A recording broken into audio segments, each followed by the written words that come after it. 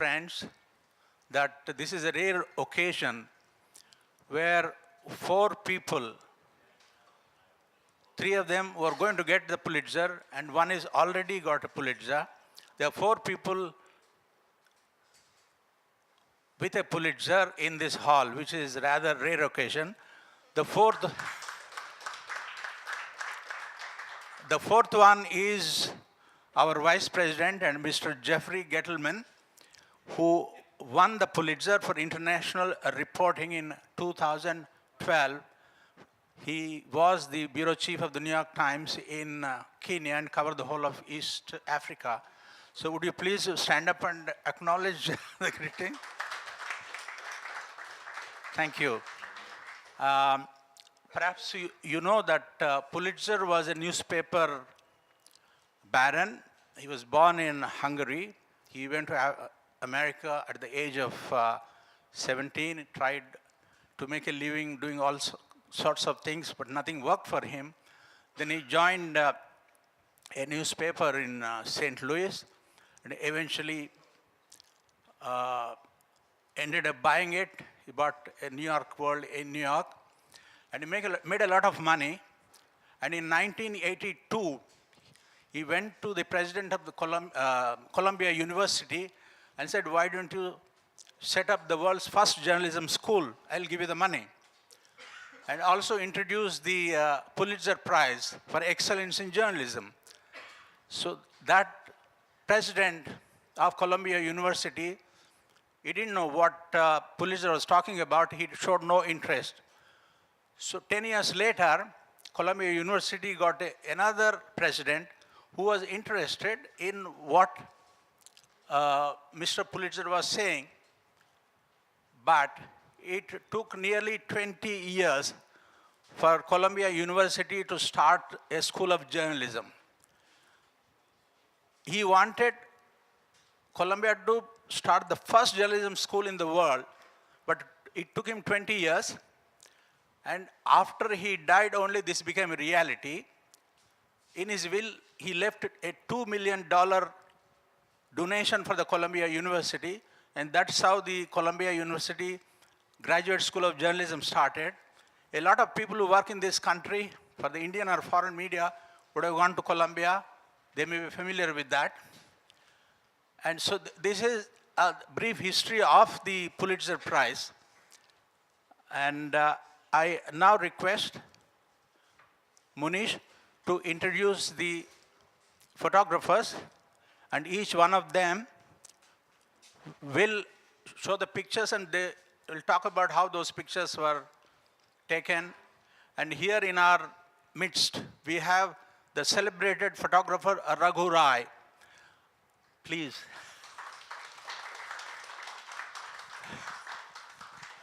Thank you for coming, Raghu. I'm very happy to inform you, he has published some of the finest books on photography about India, and he's donating a bunch of them to the FCC library. Whoever is interested in looking at great pictures, they are most welcome to go and see them in the library. Munish Gupta. Good evening, friends. Let me introduce to you our first guest for the evening is Kalev McNaughton. He was 16 when he started taking photographs. He worked for the Belfast Morning Daily, the Irish News. It was a turbulent period in the north of Ireland, watching the foreign photographers fly in for the big stories and then listening to their tales of assignments abroad, captured. That's what captured his imagination. So he set his sights on emulating them. He has been with Thomson Reuters for the past 9 years and took on the role of chief photographer in India in early 2016. He oversees and edits photos shot by photographers across India. Kale, please. Hi, I'm not sure just what format this evening's meant to take. I'm as a... Yeah, I think, yeah. Can we? Yeah. So what you're seeing here at the minute are the 16 images that were curated by Adris Latif, one of our main photographers over in New York, and this was the selection that was chosen and won the Pulitzer for the feature category. Now what we're going to do here, Adnan, Daanish, and I, we're going to briefly show, we've got another 10 pictures that we chose ourselves from the Rohingya story that we covered to give you a background as well. To give you a rough idea, this really was quite a team effort from Reuters. It's not just us three. There's another 3 or 4 photographers involved. There's Damir, who's based in Beijing. There's Hannah Mackay, who's based in London. There's Zoe, that is based in Myanmar, who is actually kind of in exile at the minute in Bangkok because of this story. And we've got, I think I've missed somebody else out, have I? No? No? Okay, you're meant to be listening to what I'm saying. Right, okay. And, sorry, Punir in Bangladesh. Sorry about forgetting about Punir. So basically you've got pictures from all of us. Now, there was a massive team even behind that. We're just the names that have been put forward for the Pulitzer, but we've got Idris, who's editing. To be honest, he edited this and his stamp is all over this because his edit is not something I would have chosen myself. So, and he is actually a former Pulitzer winner himself. So there's a lot of experience behind this. We've actually got all the editors, and then I can't forget mentioning Masood, who is our chief. He had my job here in India, and now he runs South Asia Asia from Singapore. And the way we approached this story was that photographers were given 2 weeks on location in Bangladesh to really immerse themselves as much as they could in that 2 weeks, and then they were rotated out. But at all times we had maybe 2 or 3 photographers on the ground photographing the Rohingya story from its very, very earliest days. So there was always fresh ideas coming in, and people from different countries with different perspectives that gave us this broad view and a more open-minded maybe view of what was happening. So people were coming in all the time with new ideas and thinking of new ways to photograph this tragedy that was unfolding. It also gave the photographers a chance to rest. Some people came in and went back out again. Quite often, if you're stuck in these covering these stories for long periods of time, it's very intense. You might only be there for a couple of weeks or whatever, but you're living and breathing it, as you all, as journalists and photographers know anyway. And I know there's quite a few of you here actually covered the story as well, but it was extremely, extremely intense. Probably one of the most intense stories I've ever worked on. And the story continues. We've got people covering it still this day. We've even got photos in the wire, I think, from Bangladesh, or from, Bangladesh, around Cox's Bazar area. Okay. So just to give you the background maybe on even this picture, the woman in the center is obviously a mother, but basically everybody else you can see in that picture, 1, 2, 3, 4, there's 6 or 7 children there. She was 20, in her very, very early 20s. I can't remember exactly how old, but they are all her children. They had just landed from Myanmar, and what happened was the people came over, and there was there was a madrasa in the area, and some of them were housed there. The community there put them up in the madrasa. So, but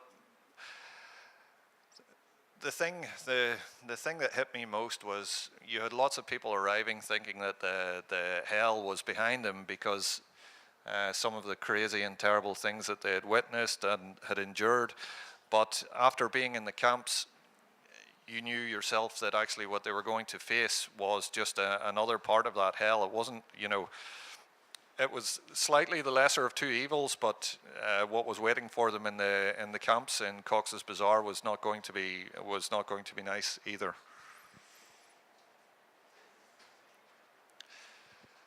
So the thing about this picture is that what you see is exactly what the people have. It's not like they're waiting to go anywhere.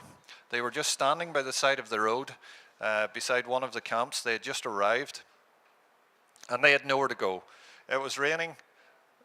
They had no shelter, they had no food, no water, just whatever they had to carry. And everybody in that picture that was their home, basically what you can see there.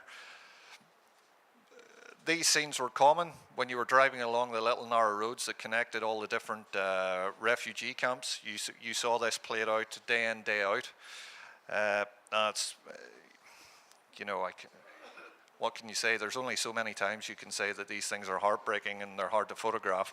But the conditions as photographers were very tough, but I can't imagine what it was like when you had nowhere to actually live yourself or spend the night.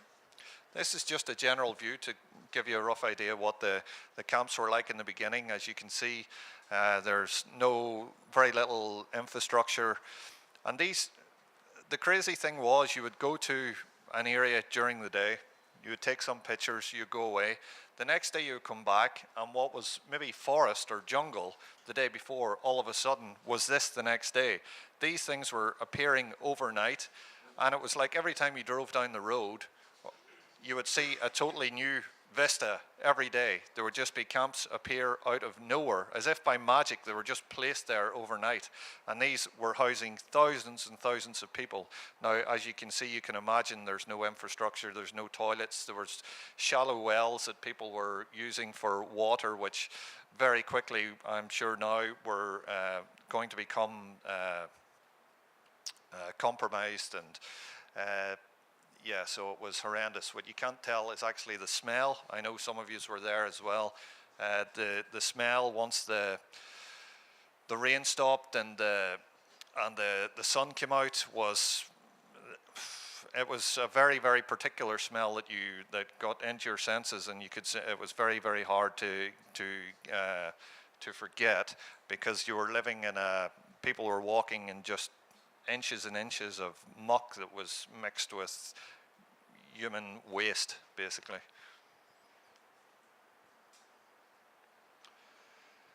So this was a common theme throughout the time when I was taking pictures there. You would have to be driven by your fixer or whatever to the different locations, and you'd maybe jump into the car to drive to the next camp, Ballycally or whatever, and everybody would just be staring at you. And if you look, it's really hard, but one of the things that I could sense something was missing. I'd been there for a few days and there was just something missing. And I realized that nobody was laughing. There was no smiling or anything. I know, why would anybody be laughing? Why would anybody be smiling? But when you're around children all the time, children are the most resilient creatures in the world, you know. They're always just get on with things. But children weren't laughing, children weren't smiling, and if you looked into these kids' eyes, they were dead. You know, there was nothing going on behind their eyes. They were shell-shocked. And you can see every single one of them. And that's how they were looking. It's not even it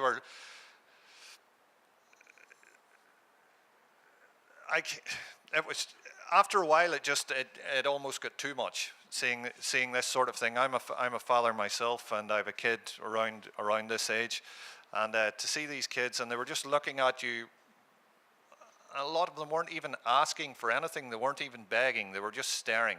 I think they didn't even know what was happening anymore. You know, I can't even imagine I can imagine some of the things that they witnessed and were witnessing is just too horrific for words.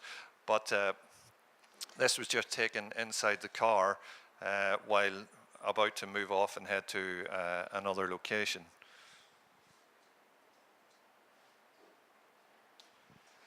So this basically what happened was at the start, because there was no infrastructure really, and the aid wasn't being delivered or handed out in any particular way. It was just coming in a haphazard fashion. People were randomly coming in with charity. They had gathered themselves, and there was people coming from the UK, people coming from, you know, Bangladesh, India, or whatever. They hired out cars, hired out buses and things, and came and just delivered all sorts of random stuff. And this, people would gather in this one particular area, this open piece of ground every day, because this is where a lot of the aid was being directed to, or these random buses and things were being pushed into this area. So they would go there every day, they would queue up just the whole time, because they, you know, from early morning, from dawn, sunrise, whatever, but they had nothing else to do anyway, and but they never knew what they were queuing for. They never knew what was going to come. They never knew if they were going to get anything. They didn't know what time this aid was going to come. And at this stage, it was so warm, you know, like 30s and 40 degrees, you know, really warm. And they were outside with no cover all day long for hours and hours and hours on end, with no water, no food, no nothing. And at this point, this lady had to leave. She'd been waiting there for hours and hours and hours, and her severely malnourished child, who was actually 12 years old, I think, which was absolutely heartbreaking, because he's a bag of bones. She couldn't wait anymore, because the heat was just too intense, and they were going to have to leave and go back to the tents or wherever it was they were staying. So that was her actually just leaving. You can see just the masses of people. I use this term to describe what I saw. The whole thing was biblical, if you know what I mean. It was like a movie set, you know, with the dark skies, these hills for as far as the eye could see, with thousands and thousands of tents, tens of thousands of people arriving every day, crying, screaming, whatever, quite often walking in complete silence, all with the same dead look in their eyes. And you're there every day trying to show the world what is happening. This was one of the pictures that was selected in the Pulitzer entry. And this was at the beginning, when there was absolutely no, what can you say, there was no order to anything. And so it was an absolute free-for-all. So it's when you saw how humanity at its most raw, base form, you had children fighting with adults for food, you had adults ripping food out of children's hands, you had grown men punching and beating up children just to get bags of, they didn't know what was in it. They were fighting over these bags. Generally, they didn't know what was in it. And to see that was very tough. As you can see, there's all age groups here, all fighting for this bag of whatever it was. And we were actually, to photograph this, I was placed up in one of these lorries, and there was hundreds of people all fighting to get to the front. There was different occasions when people were getting trampled into the muck and different things. It was horrendous. Anyway, so this is from the same sort of time. This is my other picture that was chosen. And then eventually the security forces had to come in and take control, and they created some sort of order. And although it is horrendous to look at, these people that have already been through so much, have been beaten, shot, killed, raped, whatever, are now being beaten again. If they hadn't have done this, there was going to be more lives lost. It was the only way they could keep this sprawling mass under some sort of control. It wasn't ideal, but on reflection at the time, with what was on the ground, this was the best option. It wasn't the best option there could have been, but it's the best option there was at the time. So, yeah. And that muck, or the dirt, or whatever, muck, that's my Irishness coming out there, but Yeah, but that's actually a good piece of the ground. Actually, generally, you know, it was up to maybe 6, 7, 8, 9 inches deep, and it was caked. You were caked in it. There was no way you could get it off your clothes, and it stank. It was just like waste, basically. It's not like it was muck and you could touch it. You just knew that the whole thing was infected. It was absolutely putrid.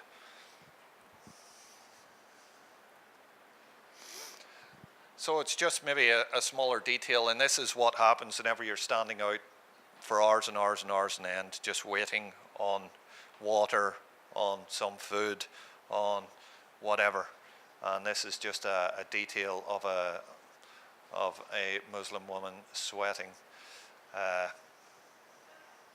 It's bringing back a lot of rough memories. This is a portrait. It is set up, of course. It was posed of a young albino kid who was collecting water.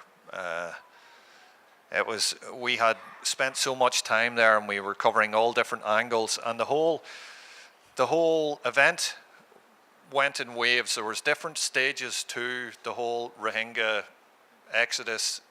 At the start, it focused, as you remember, a lot of the pictures you would have seen was on the crossings, the boats. When I got there, that had basically ended nearly. When I got there, my time was, the emphasis had shifted more towards the aid. So there was a lot of the fighting and scrambling you saw. That's why most of my pictures focus on that. Adnan and Daanish were here. They were there at different times. Daanish, a lot of his pictures focuses on the crossings by boat. So that was another one of the good things on the way that Reuters covered it. You had people coming in fresh at the different stages.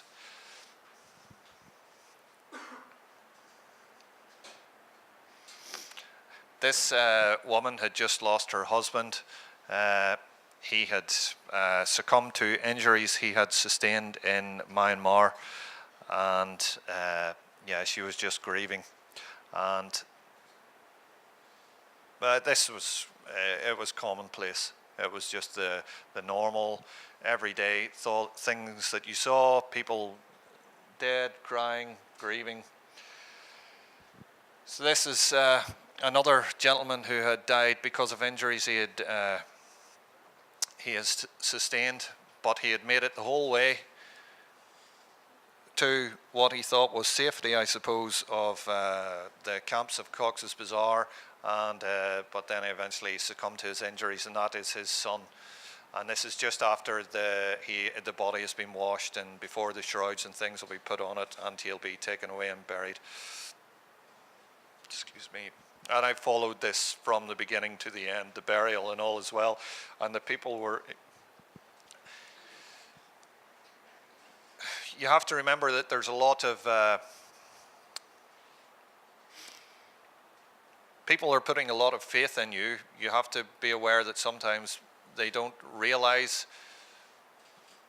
just the potential of your pictures, what they could do for good or bad, and so you have to treat these people with a lot of respect and a lot of integrity, because they're at the lowest points in their lives, and so it's up to you to try and be as respectful as possible, but yet show the world what exactly is happening.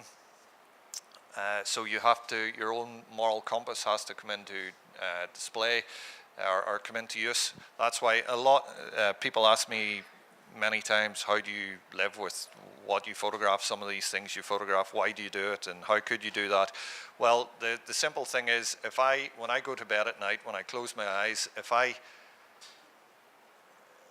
cannot justify what I have done, or if I'm not happy with what I have done, then that shows me that I have not done right. If I cannot look at myself or look at my son in the mirror and look at my son or look at myself in the mirror and be proud of what I did, or know that I've done it with integrity, well, then you know that you've done something wrong. So I judge myself by my own standards. I think they're high enough the way I was brought up. So I'm happy to stand by any photograph I took, and so that's. but I tried. There were times when there was opportunities for photographs, but you just walk away. You have to walk away, or just put your camera down, or help somebody, because at the end of the day, they're fellow human beings as well. You have to remember that. It's not like some sort of freak show where you're there just to get your pictures and get out again. These people are fellow living, breathing human beings like everybody else. And just from whatever circumstances or whatever way the dice has been rolled, it's them that are in that situation, not me.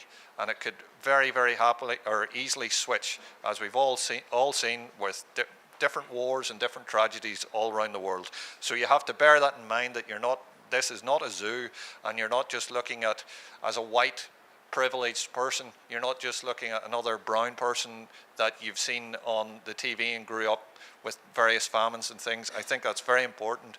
These are just normal human beings like everybody else, like your mother, brother, whatever. This was particularly, I have a couple of issues with this picture. I love this picture myself. I think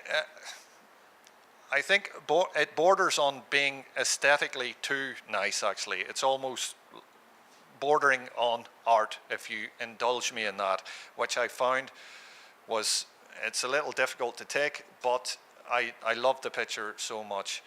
But the story behind the picture, this woman hadn't seen her new husband since they had fled the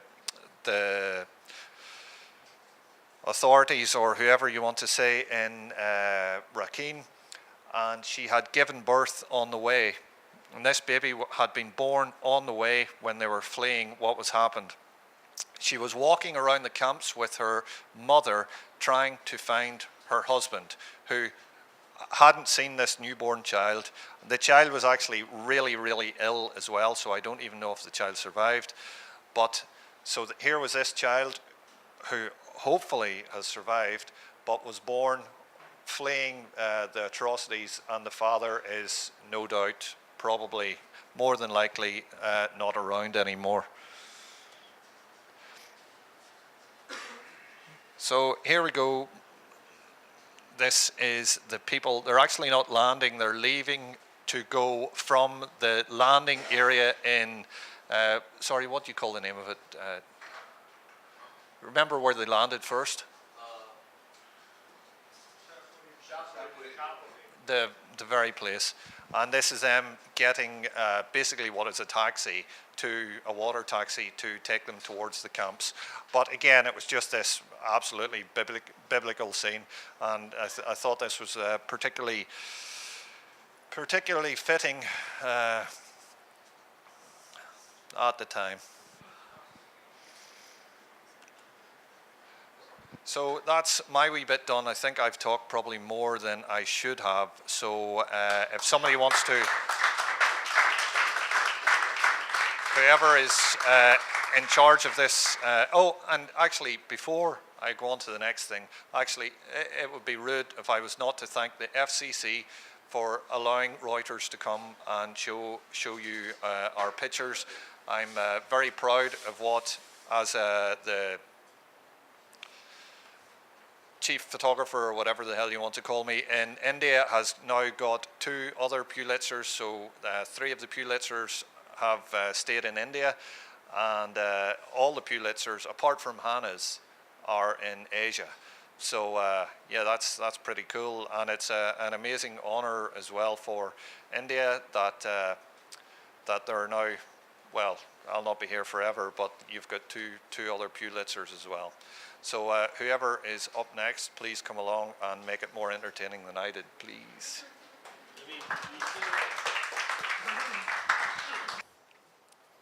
Let me introduce the next of our colleagues is Adnan Abidi. He's a Reuters staff photojournalist based in Delhi.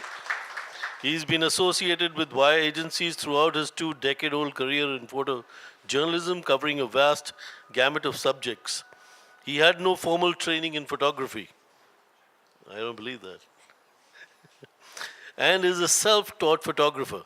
At the beginning of his career, his love for cricket translated into a brilliant coverage in almost all leading dailies in various countries. His pictures regularly make it to the front pages of the New York Times, The Guardian, the International Herald Tribune, WSJ, Independent, the Globe and Mail, etc.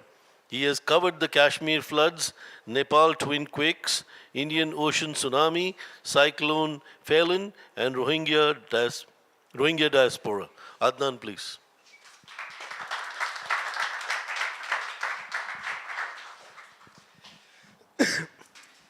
Okay, please forgive me because this is the first time I am like standing in front of all these people, and I'm gonna talk about my work. And I'm like Cal has already like explained the broader picture about this the Rohingya coverage which we did, like the whole Reuters team. So for me, when I've been asked to go there, so I had only 2 days to get ready. Okay, sorry. I'm not used to it. So Cal asked me like in the afternoon that how quickly can you get there? I said, you just tell me. So it was 20th and 19th, I think, next day of the Diwali. And on 22nd, I was in Cox's Bazar. So I know how I got ready and everything, like from my bookings and everything. And I knew because when Daanish came back, so I spoke to him, and he explained me like the situation there about the weather and humid everything, how you gonna, because everybody, like Danish told me that your camera will get like moisture and everything, and so please be ready about. So I was kind of ready for all the worst. So when I reached, we were like Reuters especially, I was in touch with our chief photographer Masood. So we were looking for the very main land crossing towards from the Naf River side. So, okay, where is it? Yep. Pulitzer folder on desktop. On desktop. Okay. Yeah, sorry.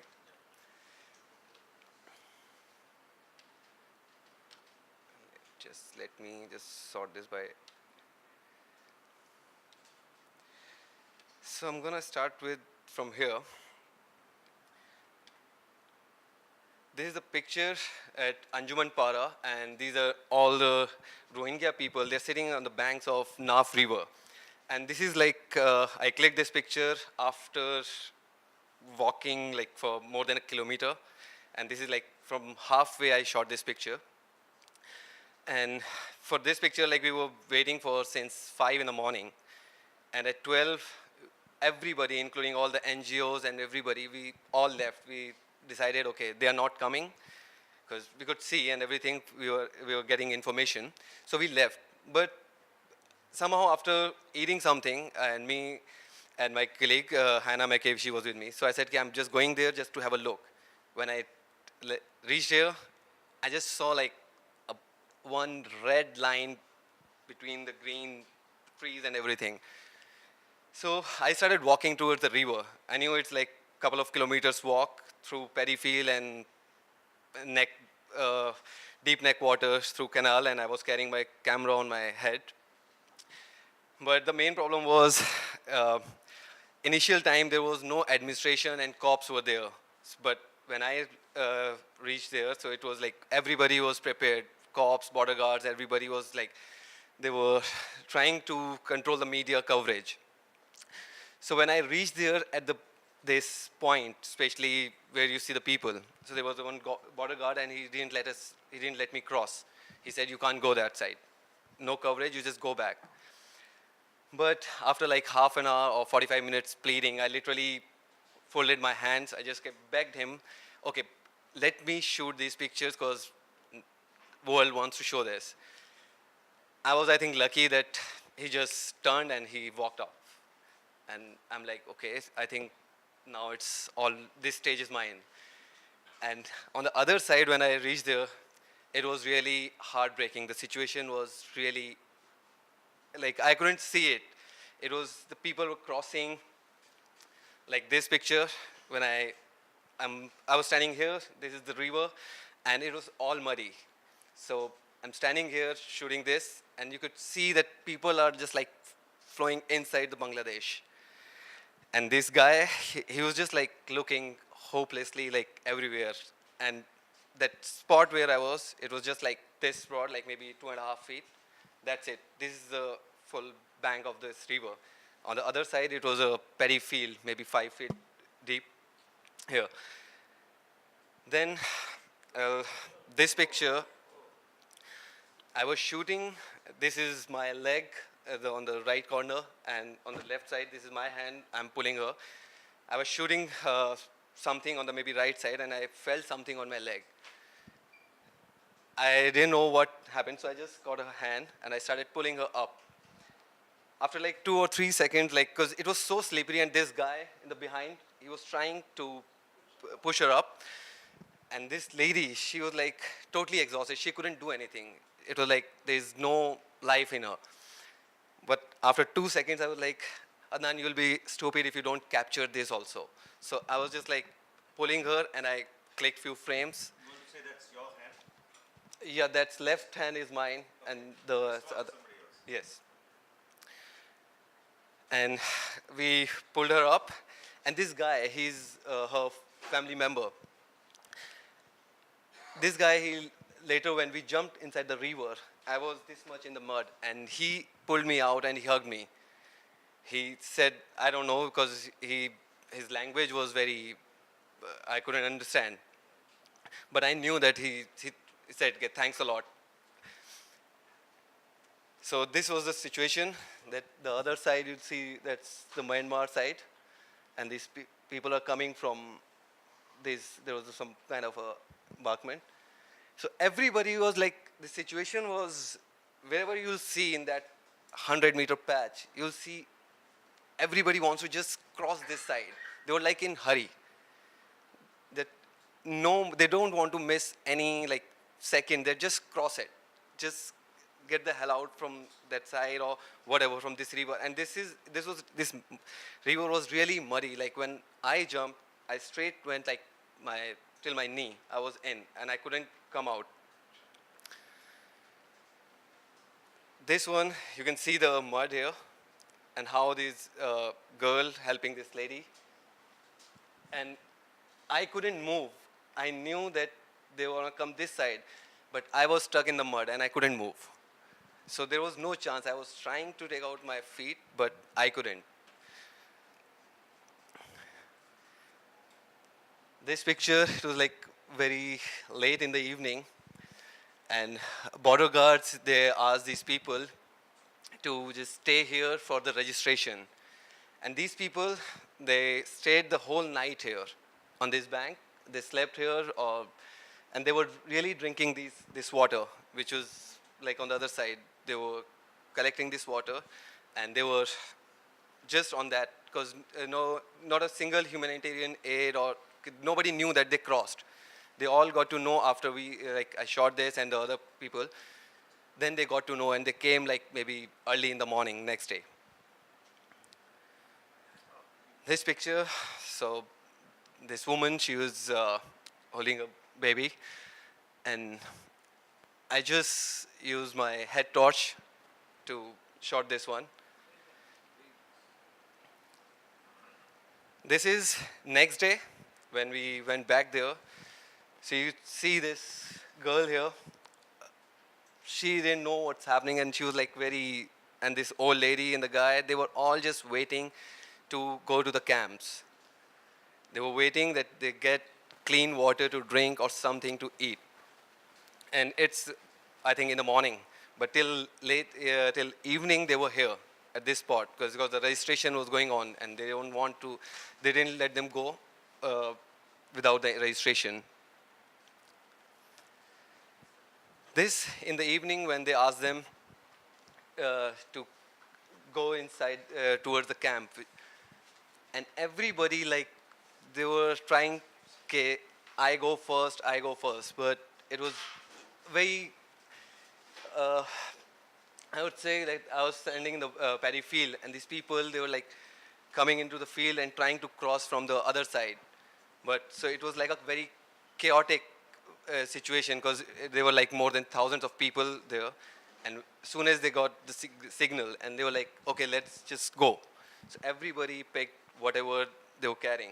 And especially like these people, they were on the other side. They were for maybe what we heard was like for 10 days they were in the forest and on the hills, and they were all carrying their just solar panels to charge their phones so they can communicate. That was a one common thing which I saw like everybody was carrying, apart from their other stuff. This picture, which is part of Reuters team. So story behind this picture is I was stuck in the mud and I was shooting. So there was another picture that this kid, the small kid in the black t-shirt, he got stuck in the mud, and this guy in the yellow t-shirt, his brother, he was trying to pull him out from the mud. I wanted to, but he was like maybe a bit far, and I couldn't help him there because I couldn't come out. So there were like five brother, and when they got him out, and they all five, they started shouting, Baba, Baba, like they were searching for their parents. And now they are going back towards from where they came. They started walking towards the Myanmar side. They're going back again, just looking for their parents.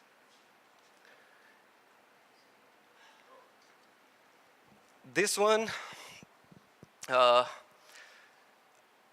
especially, I was looking for some pictures in the medical center in the Palunkhali camp, and maybe after 3:30 or something, I was really tired, and I was sitting outside the medical center and having chai. Here, the good thing with me was that I have a very good translator. His name was Muhammad Farooq. So when I was having my tea, this Farooq came and he said, and he was calling me boss. He was not calling me. So he said, boss, see this kid, he has this mark. And as his presence of mind, because I was really tired, I was just like close, sitting there. Then I started talking to his father, whose hand you see. And it took me like 45 minutes to get very comfortable with his father. His father started crying, and he was telling that he got shot twice, here in the chest and on the side. And he crossed in the same situation towards Bangladesh, and here in the medical center and the hospital, they cured him. So I shot many pictures, but I like this picture better because Adris selected this one for the Pulitzer. That you see the mark, because his face wasn't like for me very important than the mark. Just the atrocities what were happening. This one, it's in Teknaf. These people, they crossed, came via boat, I think in the midnight, and we reached there early morning. So border guards, they asked them to sit in a queue, just leave their stuff and just sit in the queue. It was raining. So they asked them to sit in a queue, and for the registration, they were just waiting there that the senior officials will come and they will take them to the camps. And they arranged some vehicles for these people. The same day I shot this guy, because there was no shelter, there was no like village or anything. So everybody was sitting like in this situation. So this guy, he was just holding his daughter, and I don't know what he's thinking, but I was thinking that, yeah, whatever is happening, it's not really good. So on the same day, after covering this, we heard that there's one boat. So there were like 3 boats were coming from Myanmar side, and one boat got capsized. 2 boats reached there, which we covered in the morning. And when we heard that there's the 3rd boat which capsized, so we went there on the spot. But we were a bit late because it was quite far because of the bad weather. Then we asked the local people where we can find the injured people or anything. They said, kid, you have to go to this hospital. And we went there. This kid, his body was there, and the there was another kid also. And the mother was sitting there and she was like, without any expression. She was like with a blank face. She was just sitting there on the bench and with the body of her kids covered, their face was covered when we went there. And this hand on the forehead, that's the father's hand. He was looking for something and he came after like an hour and we were just inside. I was just inside in the hospital. As soon as the father came, he just removed the cloth from the face. And yeah, so then this lady, he broke down, like literally. You can see, because she was like there was nothing. Like I could see this lady was like blank face and there was nothing. There was no expression. She was like totally, she has lost everything. But as soon as she saw her husband and she broke down, and both husband and wife, after seeing the face. Yeah, so this is it. I just didn't want to.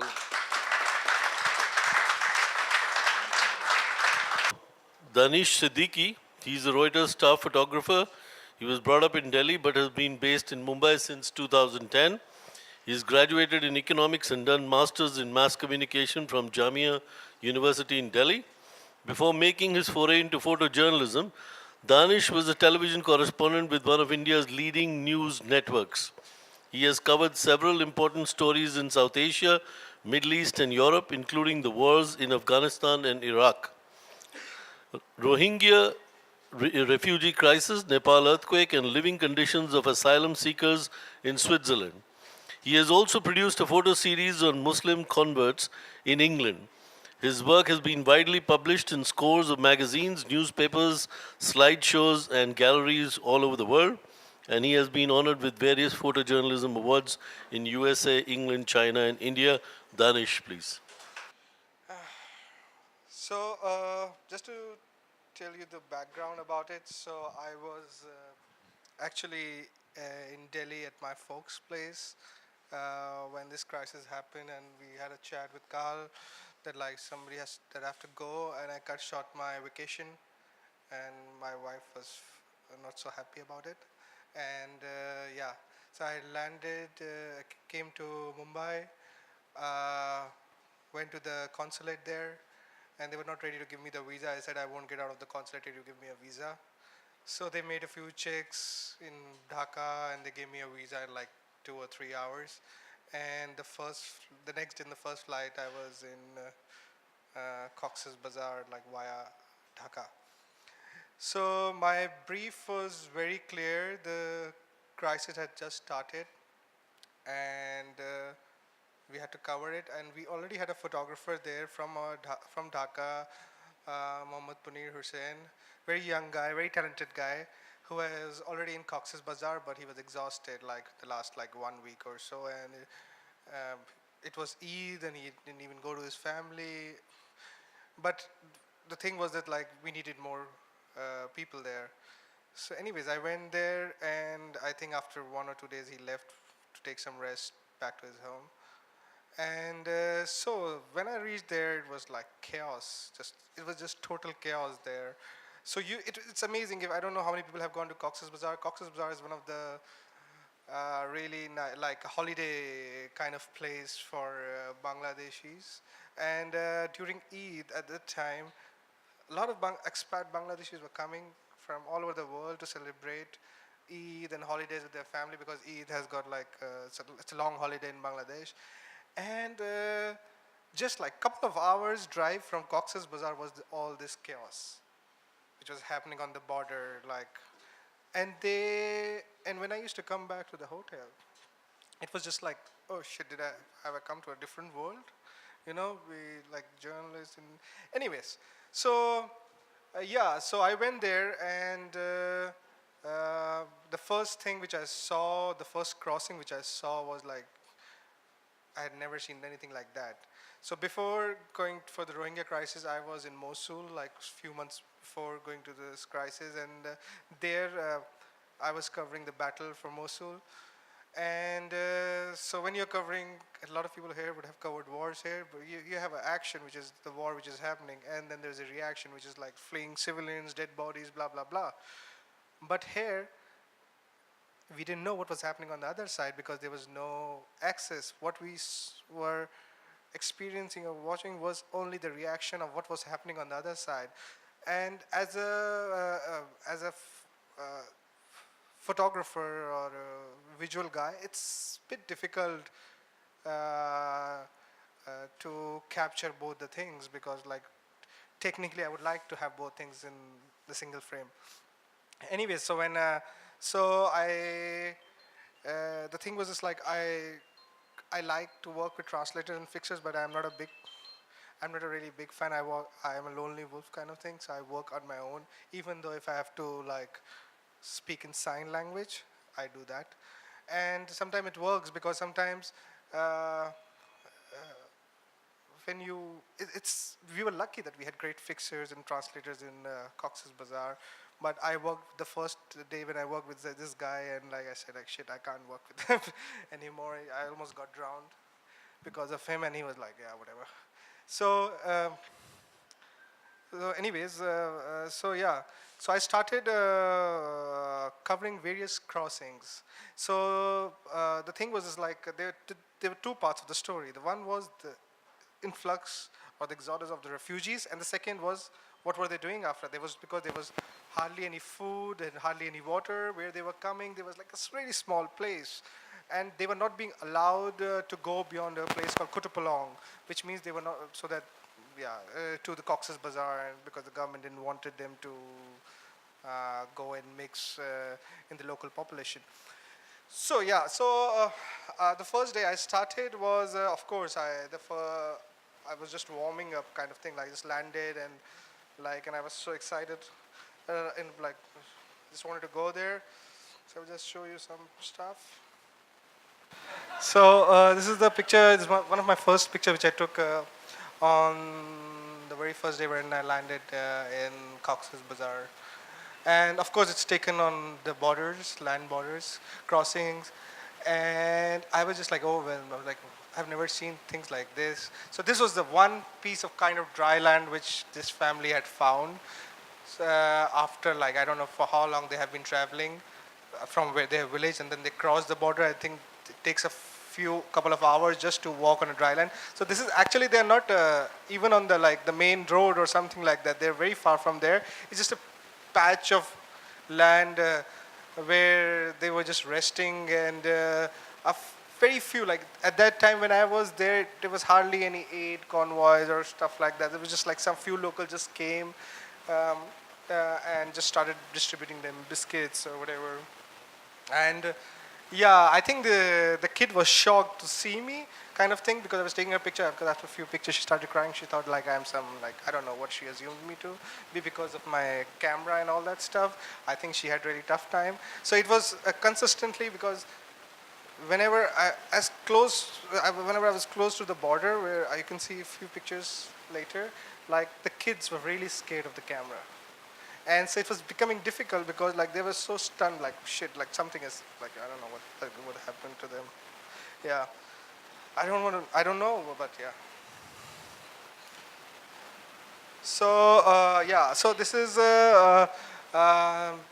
so of course a lot of fishermen, locals were using this as an opportunity to make more money. So these guys were just transported from Myanmar side, and they couldn't pay the money to the boat guy. And the boat guy said, okay, you have to stay in this house in a village, and till the other Rohingyas pay for you, you will be captive, kind of thing. So they were like, I was shooting, and then one of the local journalists saw me, and then he called me, like, maybe you should come and shoot. And then the local was trying to explain to this guy, like, he will report it to the police. You need to, like, because I'm a foreigner actually there. So I think they got scared and they just left these guys. Okay, go. So they didn't want them to be like, because it was, the government had made illegal that no Rohingya can stay in any village even if they have relatives, they all have to stay in camps. So Rohingya staying in a village means like, or captive in a village, like of course invites police. So yeah, this is one of the land crossings. It was, I think, on my third or fourth, I don't remember. But yeah, I got some from my sources that like a lot of people are stuck near a hill, and it was raining, of course, because I went in the middle of the monsoons, and just like 100 meters, that is like, I think, not too, Myanmar is not too far from there. Then the down is like the border guards post for the Bangladeshis. They just like see whether they're the right people, or they check their stuff, and then they allow them come into Bangladesh. And yeah, I had a really tough time because this might look easy to walk, but it's not. I had to walk for almost 4 to 5 hours barefoot because my shoes, which were really nice shoes, first because I had to go through the paddy fields, so the shoes were like became a pain because the muck was going inside them and it was getting very heavy.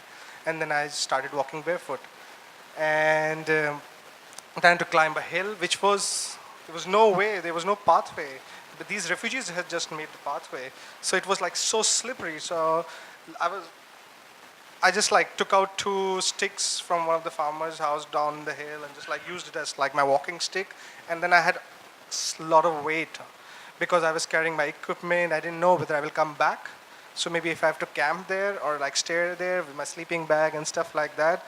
And so I think I had at least 40 kgs, 30 to 40 kgs on my back, my extra pair of like camera and stuff like that, laptops.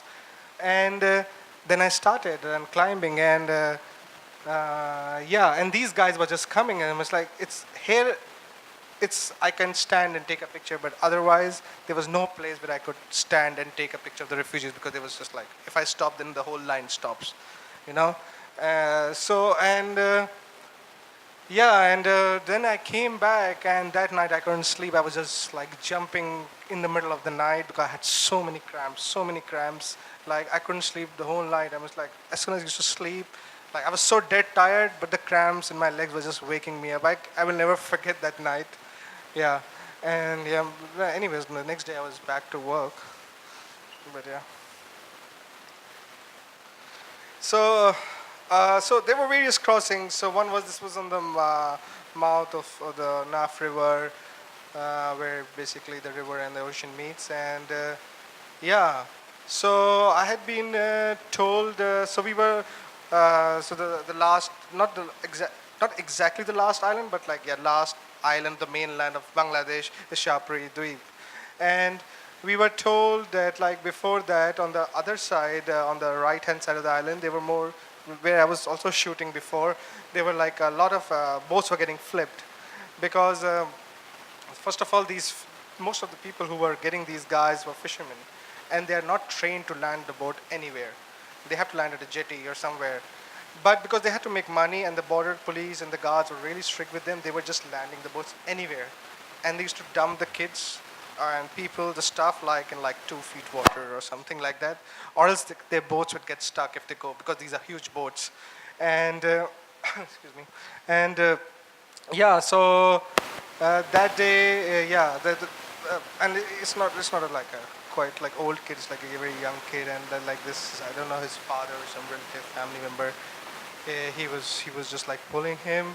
And the thing is, like, because I don't think so they have ever seen a photographer, and for the first time they had seen a photographer, so they were so stunned, like, who the hell is he, you know?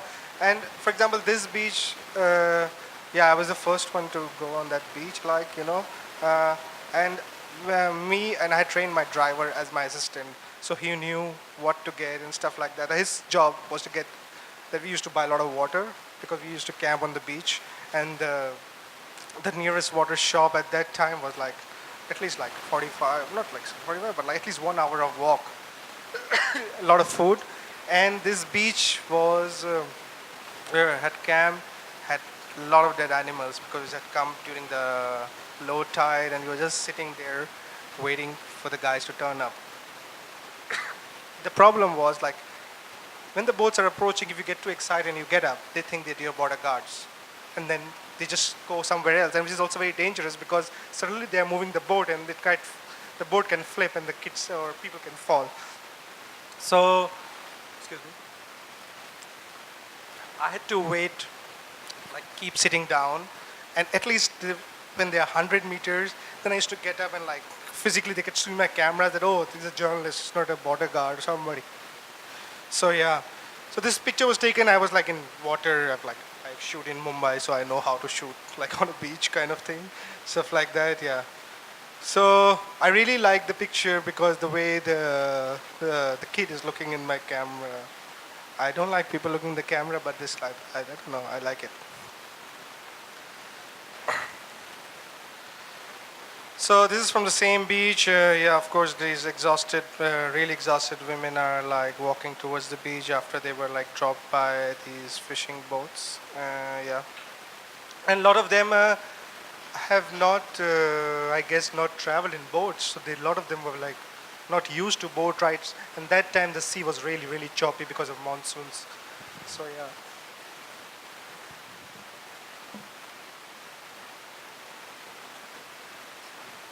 So again, this is Myanmar on the backside,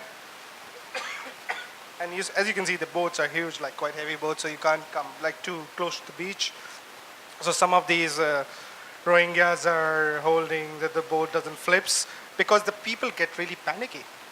Once they see like, oh shit, we can jump, then like, everybody tries to jump, and when everybody comes on the one side, it's like the chance that the boat might flip or like, and you might have casualties, and there were casualties which I saw because people got really panicky. So yeah, so it's like you could see like there are fires in the background, which is like the villages are getting burned on the Myanmar side, and yeah, and these are the boats which are coming. And yeah, once I started publishing pictures from that beach, more and more journalists started, like of course a lot of them called me and like they started coming to the beach.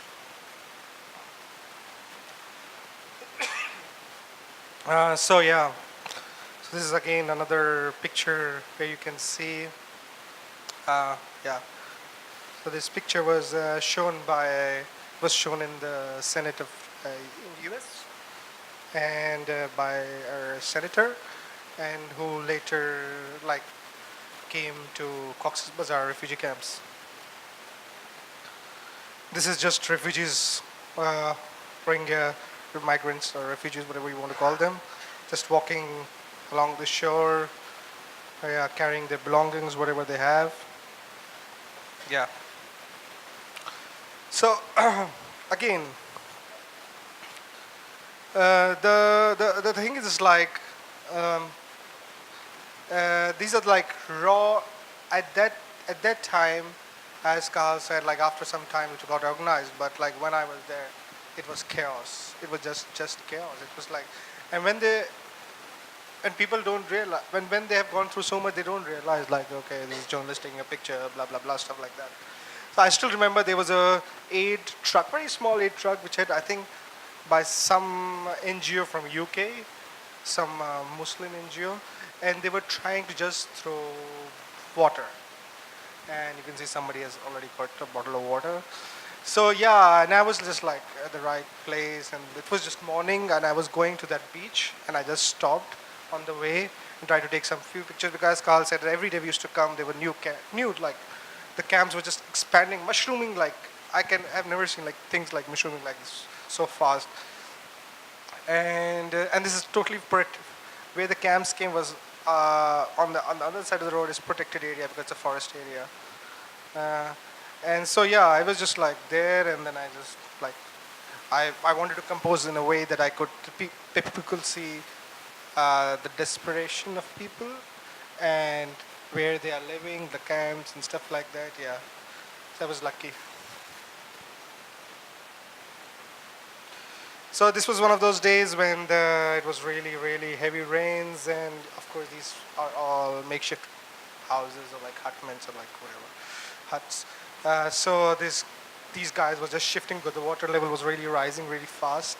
So it's already inside the border on the Bangladeshi side, and this man was taking away his kids because the water level was rising very, very fast. So yeah, again, it was on my way to some other place. I used to stop. The whole thing was just like, I won't drive just where I have to go. I will just stop, spend some time, go drop some, take some pictures. So again, it's like the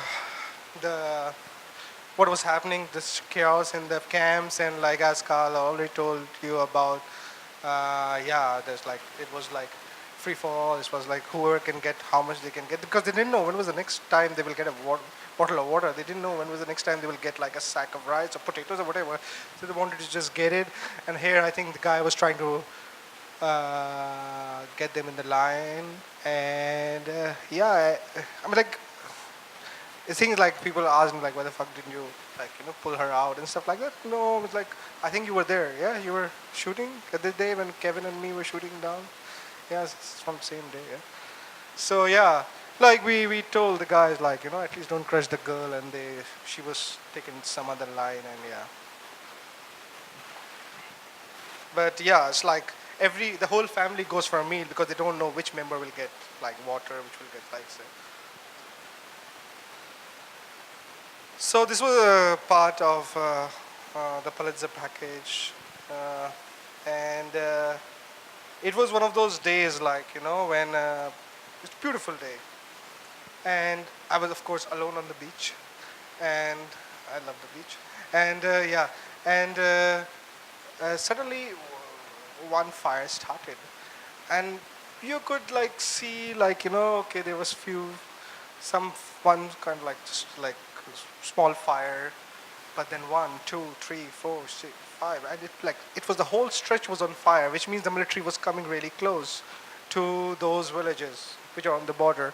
And I had already seen from my long lens that there were really lot of people, hundreds of people who were on the end of that tip of the Myanmar side, which means the military is coming towards them, which means they will try to escape, which means people from this side will go there.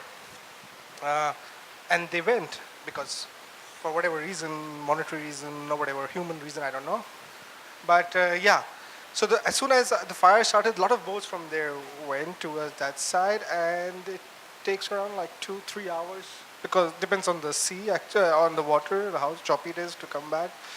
And these guys came back, and and as I told before, that like the whole challenge in this story was to capture the action and the reaction in one single frame.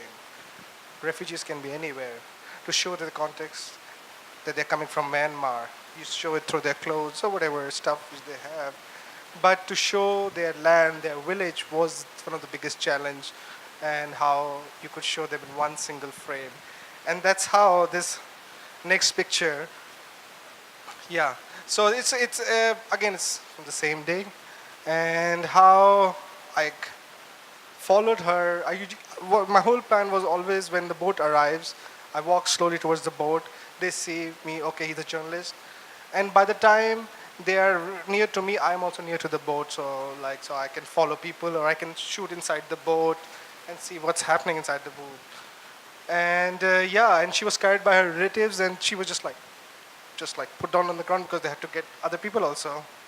And I don't know, I mean, like she was like, I just went on the ground, not very far from her, and I just composed my frame that I have like the action in the background, the smoke and stuff like that, the reaction in the foreground, and I was lucky that I got all these two things in one single frame.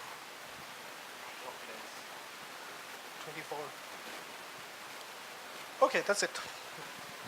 Thank you for inviting me here, because I have been out of touch with news events for the last 2 decades almost, but I miss them very badly. But I can say this is the same old story. The mankind has never changed doing one to another. In 1947, I came from Pakistan like a refugee. In 71, I was photographing Bangladeshis coming into India for several weeks on the border of Bangladesh, then went to the war. But I must say, very intense, very heart-wrenching. and very strong images you guys have put together. Your organization should be very proud of you. Wonderful work.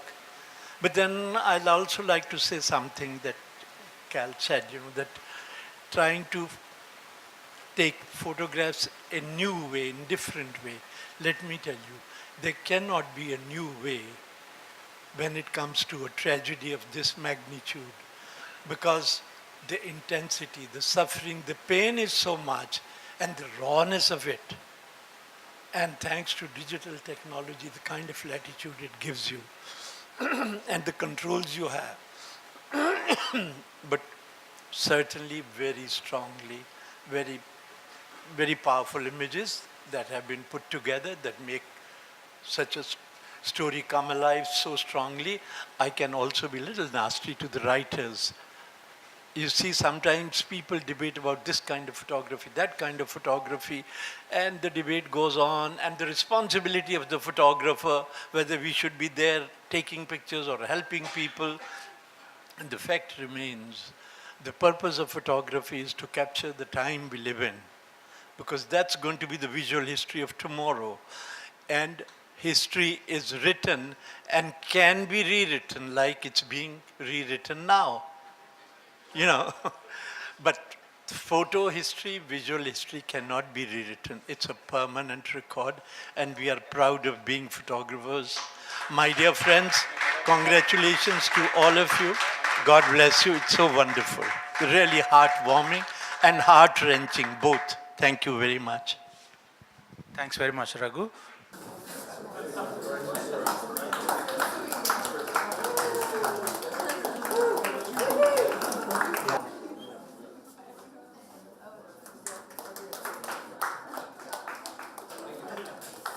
Thank you, Raghu. May I request Pulitzer Prize winner, Jeffrey Gilman, to present a mug to Daanish.